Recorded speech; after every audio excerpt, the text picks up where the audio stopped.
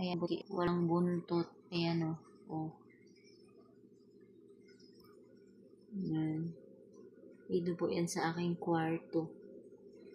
Nakita ko siya dito. Hinahanap ko yung buntot niya na putol. Wala naman. Talagang sadyang ano lang. Kung nakita ko na wala nang buntot. Hindi ko alam kung anong ibig sabihin nito. Ayan o.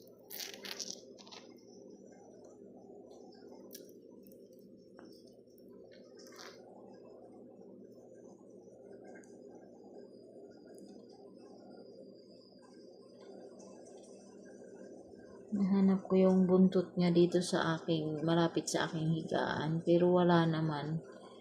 Sadyang ganyan na lang siguro siya. Putol ang buntot. Ayan. Oh. Kung naputol naman, mayroon sanang yung parang sugat sa kanyang buntot. Pero wala. Ayan.